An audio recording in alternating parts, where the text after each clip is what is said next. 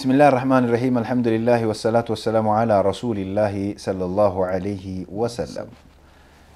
إيجاكا دعوتوتاف هوردوفتوتا تي في هاملتون سجنتا توربان دربي الراها سياتوري واي فيان جرين يجدو فايدا صومنك أبورا هدو تقاتوري جولا يرو كانرا فكينياف يرو نمني صومو لاف أكمتو فكوبيسو كابا sammuudhaan qaamaan wantoota adda addaan uf qopheessuu akka qabu torbee darbee irraa haasofnee ture jechuudha.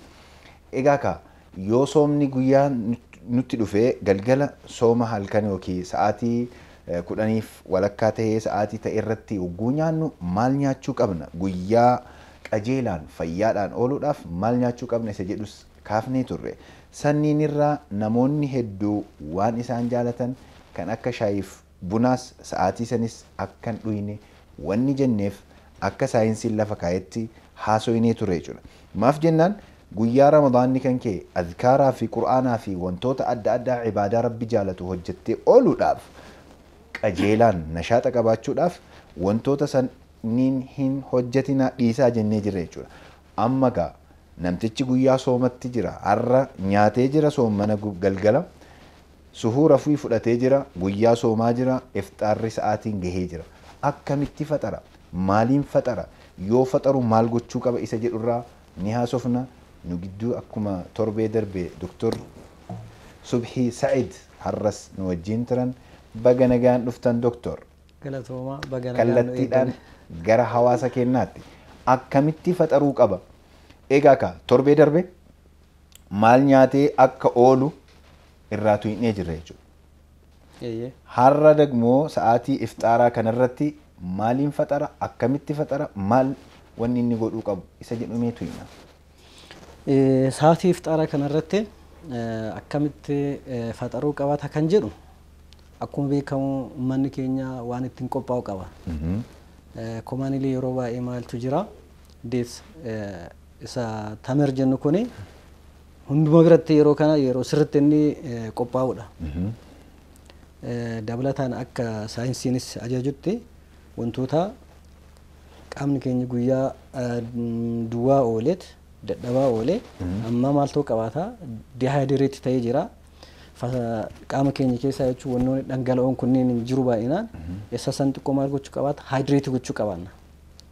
Maaltu fudhatamuu qabata wantoota lallaafaa wantoota dhangala'oodhaan ta'an fudhachuu qabaannaadha. Wantoota faayibarii ta'an kan akka taamiraa kun isaan sanneeniif itti aansinee immoo waan dhangala'oo bishaanis ta'e yookiin immoo suuppii wantoota jedhamu kanneen dursinee fudhachuu qabaannaadha. Suuppiin wantoota garaagaraa irraa hojjetama. Suuppiin jechuun shoorbaa. Shoorbaan jechuudha wantoota garaagaraa irraa hojjetama. Isa kana kan furuutis jira yookiin immoo akka naannoo garaagaraatti kan gireensi irraa kan hojjetamu kanneen garbuu irraa fi Aisaa irraa kan jedhamu hojjetamu ni jiru baay'ee filatamu isaan kunneen hin ulfaatanii ni fudhanna. Garbuuf Aisaan baay'ee filatamaadha. Baay'ee filatamaadha. Isaan kanneen fudhannee achirratti bishaanis hin jira isaan kanneen fudhannee dhunneet yeroo muraasa booda osoo baay'ee illee akkana yookiin magriiba irratti yookiin magriiba ergaa yookiin salaatanii booda nyaata xixiqqoo fudhataniit nyaata kamiin iyyuu ta'uu danda'a pirootiina kan ta'e almost nyaanni fudhatamu kan duraaniitiin wal fakkaataadha. Kana jechuun maali? Healthy meal kan jennuun kunneen nyaata jechuun faayibarii fi pirootiinii ta'e kanneen fudhachuudha. Ammallee jechuudha akkuma duraanii yoo deebiitiin ta'e amma nyaata akka doonaatii nyaata akka jechuun sukkaaraa fi yookiin sooqidditti baay'ee kunneen hin barbaachisuudha. Isaan kanneen irratti gosti nyaataa garaagarummaa hin qabani garuu maaliin dursamuu qabaata amma wanta dhangala'oo ta'een fi tamiraan eegalamuu qabaataadha.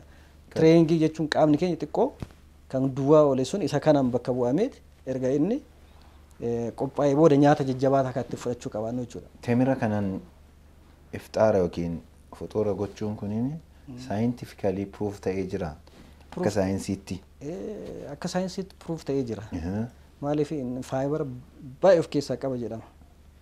Jechuun waan qaama namaatiifis gaarii ta'e waan miidhaas hin qabne waan hin ulfaanne isa kanaafis baay'ee waan gaarii ta'eef asirratti isa dabalachuun isaan fudhachuun akka amantaa keenyaattis ni jaalatama.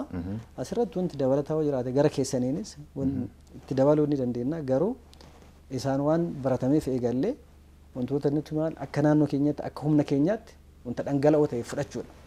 Egaa ka daawwattoota keenya amma yeroo ammaa kana faxaraa jirtu ta'uu danda'a. Sooma hiikaa jirtu ta'uu danda'a. Manoota adda addaa nama tokko bira mana tokko yoo dhaqnee jenne sufraa afanii achirraa haga achitti heddumminaan waan lafa kaayantu jira namoonni hedduu. Wanti nyaanni rabbi uume marti achuma jira. Haalli kunoo akkamitti ilaalama? Fakkeenyaaf maaf dubbii kana kaase waan achitti guyyaa guutuu beelaan oolee fi kenniin maraa waan nyaatu itti fakkaata namtichi. Kenniin mara yoo fudhatee deemee sochii gochuu qaba namtichi. Nyaati taanaan yoo akkuma nyaateen ciise qaama isaa keessa akkuma nyaanni sufurarra taa'e sanitti qaama isaa keessa taa'a nyaanni illee. Hojiin osoo hin hojjetamin jechuudha. Maaf yoo sooma guyyaa oolee jedhe eega sooma guyyaa oolteen boodatti rabbiin salaataaf cibaadaadhaaf ka'iitii masjiida dhaqiitii cishaayii taraawixa salaatii wanni jedheefu kanaaf faayidaa qabaaf. Qaamni kan kee socho'ee wanni ati manaa fudhattee dhufte sirraa hirrataa dhufe nishaaxa ajaa'ibaa qabattee mana galtaa jechuudha. Yoon taane kama nyaattee amma sufra akkuma sufra irratti afte sanitti fuutee garagalchitee yoo rafte akkuma afame sanitti hafa nyaanni. Kanaaf guyyaa boruullee itti aansitee qajeelaan ooluu hin dandeettu. Isa galgala halkan kaatee nyaattu sanillee nyaachuu hin dandeessu jechuudha. Kanaaf nyaanni nyaatamuu qabu laayit miil isa jennu san. Nyaata xiqqoo tahee qaama kan kee dadhabbii guyyaa oorteerraa si furu ta'uu qaba malee xaqaxaqanii akka madaabaraatti nyaachuun is not fair. Sirrii miti. Maaf jennaan dhoowwaadha. Dadhabbii taanuu sitti fida. Salaata dhaabachuun ishaayii teettee salaatuu dandeetta gaafa akkasitti nyaatte. Xiqqoo nyaatanii shoorbaa irraan buusatanii maaf jennaan jiini Ramadaan kun ji'a ulfaataadha. Akka waan guyyaa tokko nu bira ooletti osoo hin beekin nu biraa deema jechuudha. Kanaaf cibaadaa nutti dhufe san qajeelaan nashaaxaan osoo hin mugin, osoo hin dadhabin, osoo miila tokko nooqatin, osoo olii gadi hin jedhin salaata dhaabatteef san rabbii dura dhaabatte. Rabbii qiyaamaa dura dhaabachuuf deemtu san dhaabachuudhaaf isa dura dhaabachuudhaaf nyaatarraa of qusannee qajeela. Fakkeenyaaf suhurii yeroo subhii sanitti yoo nyaatte no problem. Subhii salaattee hamma sa'a tokkoo ciifte achiin gara hojiitti bobbaataa jechuudha. Garuu ibaadaan guddichi halkan. Ibaadaa kanarratti hirmaachuudhaaf nyaata keenya qusachuun nu barbaachisa.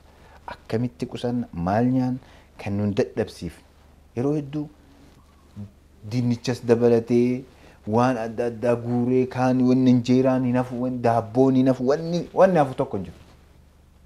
Kanneen mara fudhachuun sirrii miti. Qusannee temira faxaruun sunnaa rasuulaati alayhi salaam akka addunyaan irratti agrii goote temirri faayidaan inni qabu hedduudha. Especially GI motility irratti illee faayidaa guddaa qaba. Kanaaf temiraan faxarree bishaan irraan dhuyinee yoo haala kanaan deemne akka gaariitti sooma keenya ji'a kana Ramadaana nutti dhufe kabajnee haala saniin deemuu dandeenya jechuudha. Egaa kanatti aansinee wanni irraa haasa'uu qabnu warroonni dhukkuba qaban maal fa'a fakkeenyaaf nam tokko dhukkuba sukkaaraa qaba haa jennu. Kanaan wal qabatee dhukkuba garaachaas itti ka'uu danda'a guyyaa soomaa. Right? Garaacha itti ka'uuf sukkaara inni qabu kanaan baalaansi ta'ee akka deemu maal gochuu qaba? Dhibamaan tokko. Amma nama fayyaa qaburraa haasoo san mara gara dhibamaatti as deebina amma. Gara mana dhibamaatti deebine akkuma duraaniin ibsuuf yaalletti proogiraama qophiilee asiin duraa irratti namni kamiyyuu jalqaba dhibee isaa sadarkaa dhibeen isaa irra jiru san beekuun barbaachisaadha. Beekuun barbaachisaa akkuma jiru ta'eet beekee jira. Doktora ofii wajjin haasa'itiin dammu waan hundumaayyuu gorsi kennamee fi yoo kan soomuu qabaate soomuu qabaata jennee jirra. Yeroo soomu kana nyaatolee inni fudhatu ni beekama. Nama dhibee sukkaaraa qabuuf akka fakkeenyaatti fudhanne soomuu qaba erga jenne qorichoolee fudhatu sanni akkamiin fudhatuu qabaataa irratti akka doktorri isaa ajajetti fudhatuu qabaata. Sun tireeningii yookiin ifijjaa tokko lama dura doktora ofii wajjin irratti haasa'ee qophaa'u qabaatuudha. Soomuu qabaatamu soomuu qabaatuu kan jedhu. Ayyee soomuu qabaata. Sun akkamiin soomama kan jedhuuf qoricha isaa yoo guyyaatti al tokko kan fudhatu taate sa'aatii isaa jijjiiruu fakkeenyaaf namni antidiabeetik kan fudhatan fakkeenya kan kiniiniin ta'uu danda'a yookiin fi marfeen ta'uu danda'a insuliinii sa'aatii isaa yoo guyyaatti al tokko taate shift gara sa'aatii galgalaa ifxaara irra fudhachuu jechuudha. Ganama fudhatee ooluu irraa gara sa'aatii galgalaa irratti fudhateetiin sooma isaa itti fufuu qabaataadha. Kanarratti yoo kiniinii kan fudhatu taate sa'aatii galgalaa irratti fudhatuu qabaataadha. Kan duraaniin ganamoo kan fudhatu taate yoo ganamaaf galgalas kan fudhatu taate doozii isaa adjastii gochuu kan barbaachisu taate dursee duraaniin doozii galgalaa akkuma jiru fudhatee doozii ganama sana irratti foloo gochuudhaan adjastii gochuun ni barbaachisa osoo akkasumatti fufuus ni barbaachisa. Fakkeenyaaf amma warri ganama parsantii 20-30 hir'isuu qabaatanii jedhama doozii ganama fudhatan irratti ka sa'aatii suurii irra fudhatan irratti hir'isanii ganamaaf galgaloo taateedha. Yoo guyyaatti al tokko sa'aatii galgalaa fudhachuutu bareeda qoricha. Maaliif galgala ifxaara irratti nyaatee illee achi boodas osoo rakkoon jiraate isaa ganamas suurii irra waan nyaachuun jiruuf rakkoon qabu jechuudha. Sa'aatii sanitti addaabtii gochuu qabaatanii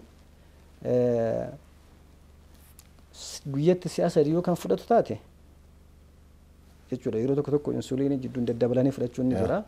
Yoo kan taate isa san amma sa'aatii adjastii gochuudha ganamaaf galgala qofa ta'uu jechuudha. Sun doozii isaanii adjastii gochuudha. Isa kana kan murteessu garuu doktora isaa wajjin yeroo hundaa cheekaappii godhata. Qoricha isaa jechuun bileed teestii gochuun rakkoo hin qabu. Isa mana keessattis gochuu danda'a, mana yaalattis gochuu danda'a. Foloo gochuudhaan gochuu qabaata isa kana.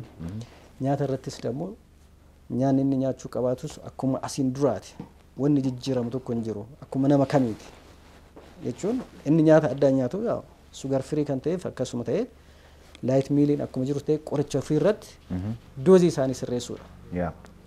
Kan sirraa taatu yoo kan hin sirroofsine uumaa rakkoo hin qabu akkasuma itti fufa. Garuu follow up barbaachisaadha. Warri dhukkuba coggaarraa yookiin maalii qabu kunneen inni kun yeroo baay'ee wanta nama soomuu maalii dhoowwa jedhamu osoo hin taane innis adaptationii barbaada. Adeemsa keessa suuta keessa dhibee gurdaa nama dhoowwuu qabaata wanta jedhamu miti. Wanta meedikaalii dhoowwame yoo hin taane isaan kaan of adjustii gochuudha jechuudha. Kun amma maalidha? Sa'aatiin maali kan duraan irraa jijjiirama fiduu waan qabaatuuf nyaatolee coggaarraadhaaf gaarii hin taane nyaata duratti amma haasaa turre kanneen kan yeroo baay'ee qibaatii hin baay'an jechuudha. Kan akkasumas wantoota nama gubaa kanneen baay'ee hin qabne kanneen jechuudha. Fayyadamuudhaan qoricha coggaarraas dabalataa yoo jiraate fudhachuudha. Inni baay'ee warri kan nu godhuu miti. Irra caalaa warra chronic disease qaba kanneen irrattidha. Kan fokasii ta'uu qabaatu. Kanaaf guutumaan guututti warroonni dhukkuba akkanaatiin hubaman yookiin dhukkuba sukkaaraas tahee dhukkuba onnees dhukkuba kalees akkasumas dhukkuboota adda addaa kan yeroo dheeraadhaaf qoricha fudhatan namoonni qaban wanni nuti itti himuu barbaannu jala sararree wanni itti himuu nu barbaachisu ogeessa isaanii ogeessa qoricha isaan jalqabsiise doktora qoricha isaan jalqabsiise san bira dhaqanii mari'achuun dirqama. Akkanumaan lafaa kaanii nashaaxaan kininii dhiisanii soomatti bu'uun rabbiin illee wajjaan nama kuta. Maaf jennaan wanti martinuu sababaa qabdi. Sababaan doktora isaanii dhaqanii gaafachuudha. Awwa ani soom fakkeenyaaf dhibamaa tokko ani hin qaba haa jennu. Dhibamaan an qabu kun hordoffiin isaa na bira. Hemoglobin A1C isa jennu san totally check yoo godhu ol ka'ee jira. Ji'a sadan darbe sukkaarri namticha kanaa kun haalaan ol ka'ee jira jechuudha. Isa ol ka'e kana manage gochuu qaba dura dursoo soomaan duratti namticha kana. Soomuu isaa miti kan ilaaluu qabu. Rabbiin fattaqullaha mastata'tum. Hamma dandeettanii na sodaadhaa jedhe Rabbiin. hamma danda'e namtichi sooma kana soomuudhaaf sooma kana soomee rabbiin wajjin hariiroo cimaa argachuudhaaf jalqaba fayyaan isaa eeggamuu qaba.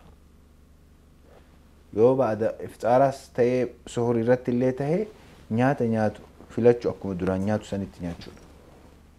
Waan adda ta'e fudhachuu miti. Beelaan oolee osoo guyyaa guutuu nyaatiin oolee jedhee nyaata sukkara isaa ol kaasu fudhachuun dhowwaadha. So namtichi wanni inni godhuu qabu isaan mari'atee go ahead hin dandeessa soomii yoo jedheeni soomuu hin danda'a. Eega kana godheen boodatti sheekonni caalimmanni jiran ogeessi kiyya kana naan jedhe soomni narratti waajiba moo waajibaa miti gara ilmiitiin sheekota gaafachuun ni danda'ama.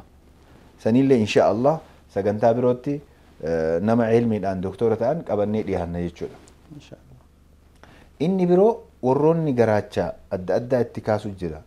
Soomuun tasa itti ka'uu danda'a yookiin hundeemarraayyuu garaacha qabaachuu danda'a.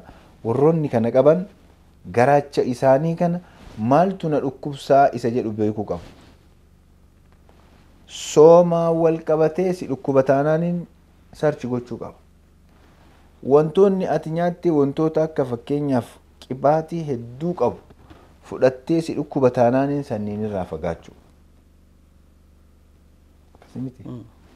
Waan si dhukkubsu beeytee irraa fagaatte taanaaniin fayyaan kan keenee eegama. Soomni faayidaan ati jettu sun marti ni argama jechuudha. Kanaaf yoo soomnu tokkoffaa rabbiif soomna jennee of amansiisuu qabna. Lammaffaa qaama kiyya keessa waan jiru guutuu isaa waan na rakkise dhibe irraa ta'e cinqaa sammuu irraa ta'e uummataan walii galuu dhabuu ta'e araada adda addaa ta'e kanniin mararraayyuu ni fayyaa bilisa ta'a jedhee sammuu ofii amansiisee soomuu qaba. Right? Akkanumaan lafaa ka'ee namni soomaa jiraa fi yoo ka soomu ta'e which is a problem. Rakkoodha. Maaf soomaa yoo jedhee faayidaa soomaa nuti torbee darbine lafa kenne san fidee lafa kaa'uu qaba. Biizinasa tokko nam tokko dalagachuudhaaf maali wanni ani irraa argadhu faayidaan biizinasa kanarraa argadhu eega beekeen boodatti biizinasa sanirratti investi godha waan qabu mara. Akkasii miti. Sooma kanaaf faayidaan an soomarraa argadhu maali yoo naa galee jedhe maali wanni ani irraa argadhu kana takka lama kana jennee lafa kennee fi sanniin laalee soomuu qaba. Fakkeenyaaf warroonni sammuun isaanii depressed ta'an warroota yaada hama sammuu dhiphina sammuu keessa galaniif soomuun faayidaa qaba yoo jennee sanirraa bahuudhaaf soomuu qaba namtichi. Nama ummata waliin galle gaafa qaamni isaa dadhabe rahmaa ta'a namtichi. Gara laafaa ta'ee nama sitti dhufe mara nagaa gaafattee loluun kan kee dallanuun kan kee ummata arrabsuun kee ummata hamachuun kan kee marti ni dhaabbata soomni gaafa sitti dhufe jedhe. Maafi jennaaniin qaama kan kee kana sheeppi godhaa jira jechuudha. Qaama kee kanatu riiniw tahaa jira jechuudha. Isa kanaaf soomni faayidaa qaba. Yoo dhibeellee qabaate sukkarrii fi wantoonni kolestrool jennee reef haasofin rakkina onneetiif ta'an guutuun isaallee gaafa inni soome irraa fagaata. Soomni faayidaa guddaa qaba. Hariiroo rabbii wajjin qabdu tarkaanfii rabbii wajjin qabdu walitti fiduun irra inni akkuma jirutti tahe hariiroo rabbii walitti qabdu cimaa ta'a gamanaan gama fayyaa keetiin illee cimaa tahee si wajjin deema jechuudha. Kanaaf nu marti nu sooma nutti dhufe niyyaa akkasiitiin soomuu qabna malee lafumaa kaanee baniin aadam ollaan soomaati jiraaf soomuuf sirrii miti. Yoo faxaru maaliin faxaraa? Yoo nyaadhu maaliin nyaadhaa? Yoo guyyaa akkamitti oolaa? Haasaa yoo baay'essee jedhe nam tokko hin dadhabu. Akkasii hin dadhabu. So wantoonni adda addaas dhufuu waan danda'aniif kanneen irraa guutumaan guututti uf eeynee sooma faayidaa soomaa beeynee yoo soomnee jenne taargeetii qabna. Taargeetiin ati qabdu tokkoffaa rabbiin wajjin hariiroo kan kee hir'isu lammaffaa qaama kan kee reshape gochuu dhukkuboota adda addaa irraa bilisa ta'u wallahi yaqiina kanaan yoo kaanee jenne soomni kenna sooma milkii ta'a jechuudha. Yoon taane rabbii wajjin illee hariiroon kenna hin bu'a fayyaan kenna illee akka jennetti argachuu hin dandeenyu faayidaa jenne saniin argachuudhaaf yaqiina rabbii wajjin qabnu kana guddisuu qabna jechuudhaan sagantaa boqonnaa booda walitti deebina hammasitti nagaan nu tura ifxaara keessan ifxaara nagaa isinii haaf ta'u jedha haga walitti deebinutti wassalaamu alaikum warahmatullahi wabarakaatu.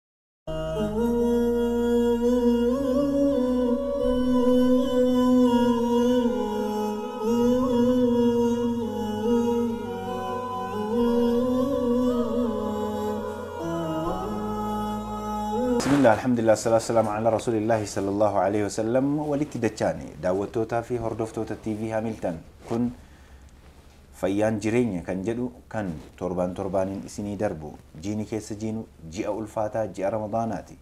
Egaa ka wanti irraa haasayaa turre torbee darbe faayidaa soomaa soomuun kan kenna gama fayyaatiin maal arganna isa jedhurraa hedduu isaatu hinee jira jechuudha.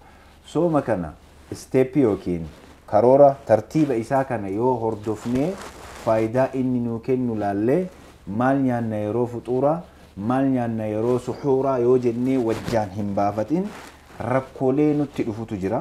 Rakkoolee san akkamitti furra yoo nutti dhufe hoo akkamitti maaneej godha yookiin akkamitti uf jalatti hambifnee gara waan biraatiif osoo nun saaxilin akkamitti dhaabna isa jedhurraa haasoyna.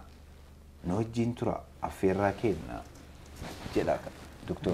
Galatooma rakkoolee soomuudhaan yookiin akkaataa itti soomuu qabaannu kana eegnee soomuu dhabuurraa nu dhufaa kanneen akkaataa akkam gochuu qabaanna kan jedhu irratti haasofna. Rakkooleen kunneen maal fa'aa akkamitti dhufuu danda'a kan jedhamu kanneen irratti haasofne jalqaba qophiilee gochuu qabaachuu qabnu kanneen osoo hin godhin yoo soomatti seenne inni iyyuu rakkoo danda'aadha. Jalqaba qophiileen gochuu qabaannu maali? Namni tokko sammuun qophaa'uu qabaataa fiizikaalii kan jenne kanneen meentaalii kan jenne imooshinaali wanti hundaan yoo hin qophaa'ine rakkoodha. Nyaata keenya irratti yoo of hin sirreessine akkuma duraan hin barannetti balki miil kan jedhamu kana nyaannee suuraafis magribaafis rakkoodha. Karaa biraatiin maaltu dhufa isaan kanneen gochuudhaan instead of losing weight overweight ta'utu jira. Isaan rakkoolee biraatiin iyyuu of danda'a jechuudha. Gaafa overweight ta'eetiin jedhe rakkoolee fayyaa hundumtu dhufaa deema. Akkuma duraaniin fayyaa irratti faayidaa guddaa nuu kenna jenne sanii fayyaa irrattis rakkoolee guddaa nurraan geessaa deemaa jechuudha. Faallaa dhufa jechuudha. Faallaa dhufaa jechuudha karaa biraatiin. Isaan kanneen sirreessuu qabaannaadha.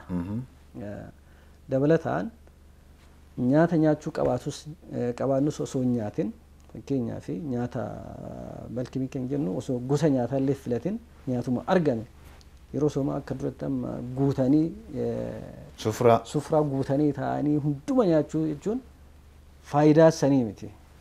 Faayidaa soomaa isaa miti. Faayidaa soomaa erga beenne nyaata maali akkamitti isa sanis eeggannee deemuu qabanna kan jedhuuf nyaatolee light meal nyaanneeti isaas sanniinis ደግሞ gahawa nyaachuu waan maaltu nurra dhufa sa'aatii guyyaa dadhabuu dhibee biraatti seenu gaafa akkas ta'eetiin jedhe solution maal ta'uu qabaata sooma furanii wantoota rakkoo sallaalanii uf laalanii yoo wanti sun dirqama taate sooma furuu yaala argachuu gara mana yaalaa deemuu fakkeenyaaf yeroo tokko maalidha nama sukkaara qabu especially sukkaarri baay'ee gabbuu danda'a. Ufol laaluu danda'a dadhabbii cimaa irra ga'uu danda'a sadarkaa soo ta'an yeroodhaan cheekii gochuu kam jiru sooma furuun barbaachisaadha. Sooma furanii achi booda yaala godhamuu qabaatu gochuun barbaachisaadha. Gorsa garaagaraa ogeessa fayyaa irraa argachuun barbaachisaadha.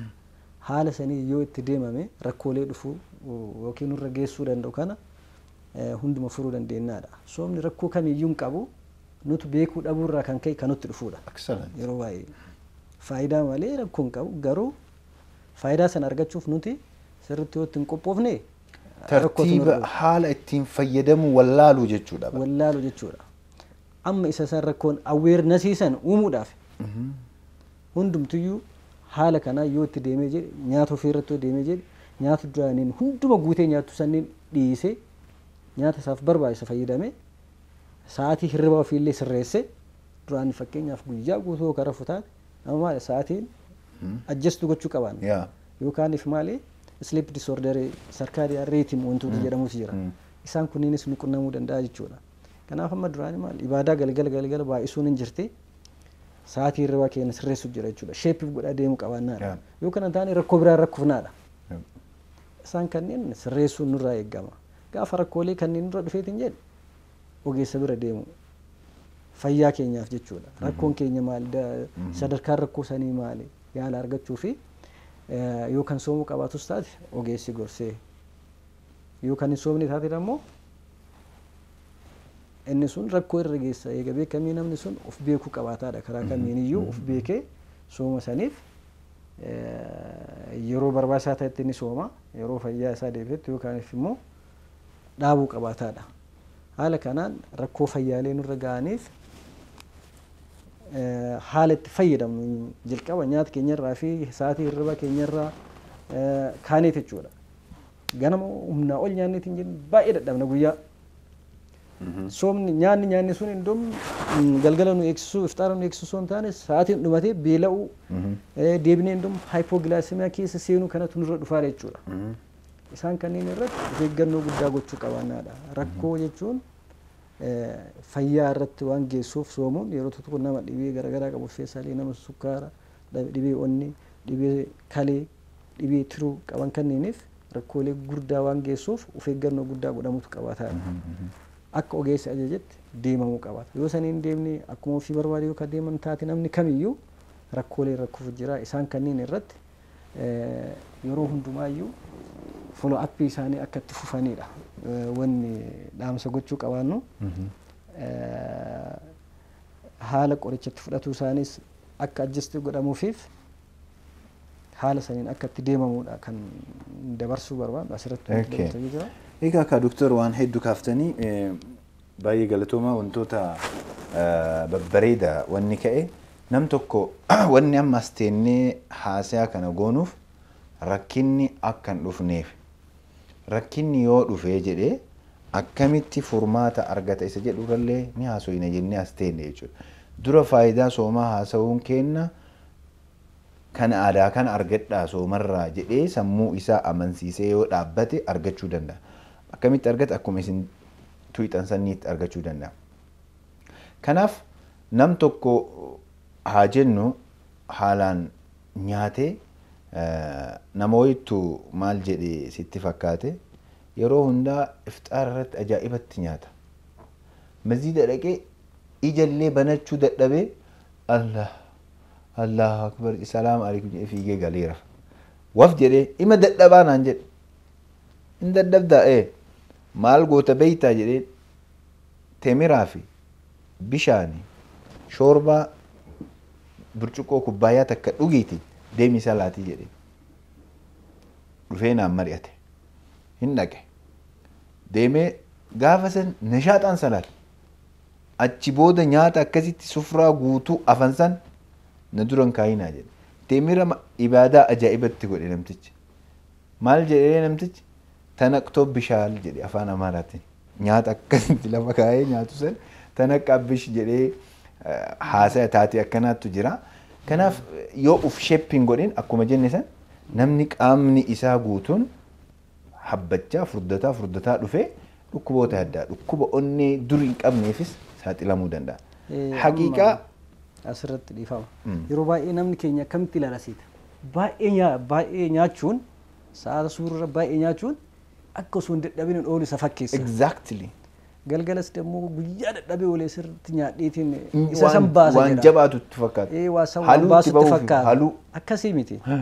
Kuni fakkeenyaaf namni tokkotu yeroo tokko maali yoo cinqamee yookiin waa ta'eetiin jedhe take deep breath jedhaniitiin achi refresh godhee haasa'u jira miti. Sanii waliin qabatu kun reversidha. Kan soomaa kun jechuudha. Saniif yeroo baay'ee doongorre. Kanaaf baay'ee nyaachuu osoo hin taane nyaata xiqqoo nyaata filatamuu nyaata nyaatamuu qabaatu nyaachuudha. Sa'aatii suuraatis ta'e sa'aatii ifxaaraatis ta'e. Yookaan miidhaatu baay'ata. Baay'ee nyaachuu sun miidhatu baay'ata. Balkii fuudhii yoo fudhanneetiin jenne dadhabbii guyyaa guutuu ittiin oolla. enerjiin keenyas luuzii ta'ee kaaftee yoo ibadaan isin jirtu nutis fayyaa taanee oolla. Fayyaan keenyas hin jiru jechuudha. Exactly. Kanaaf yeroo baay'ee sanii miti san beekuun barbaachisaadha. Sa'aata galgalaas ibadaa keetis akka barbaadde hojjechuuf wanti amma teette sun tokko jechuudha. Waa maraa kan suuriis kan ifxaaraas nyaata gaarii nyaata xiqqoo nyaata filatamaa fudhachuudha. Baay'ee nyaachuun wanti barbaanne nu hojjechiisu akka barbaannetti nu godhuu ta'a. Baay'ee nyaachuun dadhabbirraa nun oolchuu dadhabbii nutti hammeessa jechuudha. Hammeessa. Egaa kaasirratti namni waan hedduu yoo nyaateef hedduu nyaachuun isaa dadhabbirraa waan isa baasu isa fakkaata. Galgala yookiin salaata subhii yookiin suhurii jennu san irratti illee nyaachuun akka dadhabbirraa nama baasu xiqqoo nyaachuun akka dadhabbirraa nama baasu ni dubbatama. Namni gariin inumaa kanaan nyaadhu akkanumaan itti fufaa wama ifxaaraatiin soomaa namoonni jedhan hedduu tokko namoota tokko keessa wantoonni adda addaa uummata tokko keessa yaanni kun hin jira. Kunoo gama fayyaatiin akkamitti ilaalama? Sirrii moo sirrii miti? Gama fayyaatiin. Gama fayyaatiin yoo ilaalleetiin jenne amma haasaan turre. Sirrii miti. Sirrii miti. Nyaata fudhatamuun barbaachisaadha. Nyaata sa'aatii isaatti eeganii duratti haasofnee jira. Light meal even sa'aatii isaa asiisaniit nyaachuutu irra filatamaadha. Maaliif enerjii barbaachisaa ta'es qaamni keenya argachuu qabaata. Qaamni keenya wantoota hojii isaa hojjechuuf enerjii barbaachisaa ta'e argachuu qabaata. Inni dabalataan karaa spirituality yoo ilaalleetiin jenna amantaa keenyaatti sunnaadha. Nyaachuun barbaachisaadha. Irra caalaa nyaachuun ni filatama nyaachuu dhabu. Sa'aatii isaa asiisanii dura jennee jirra almost himamee jira achi keessatti. Maali nyaata filatamaa xiqqoo saataatu nyaachuudha. Baay'ee nyaachuu osoo hin taane nyaata xiqqoo osoo hin quufin dhaabutu filatamaa jira.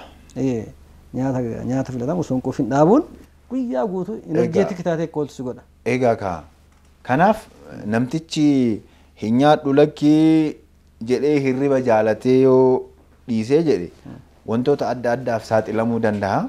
Kanaaf shari'aan islaamaallee suhurii gochuun barakaadha jedhanii rasuulli rabbi alayhi salaatu wasalaam. Kanaaf suhurii waan xiqqoo barakaa jechuun baruma xiqqootu barakaadha.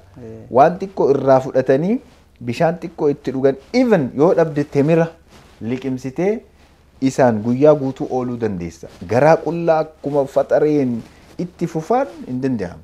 Dadhabdee wayitasa alatti kufta dhagaan si rukutuu danda'a wantoota adda addaaf saaxilamuu waan dandeessuuf namoonni hin nyaadhu suhuurarra jettan amala keessan sirreessitanii wama xiqqoo fudhattanii ramadaana keessan nashaaxaan ibaadaa keessan akkasitti nama wajjin hariiroo gaarii akka qabaattan kan isin taasisu sooma jechuudha. Sooma kana ji'a ramadaanaa kana qofa osoo hin taane achi boodas tartiiba goonee sooma kana soomuudhaaf nuti martinuu sammuu keenya amansiisuu qabna jechuun sagantaa keenya kan addaa asumarratti isinii goolabna. Amma sagantaa biraatti amma wal geennutti nagaan nu turaa isiniin jedha. An Dr. Amin Muhammad keessummaan keenya kan hadhaa Dr. Subhii Sa'id jedhamanii isaaniinis galatoomaa jenna ulfaadha. Ayyee.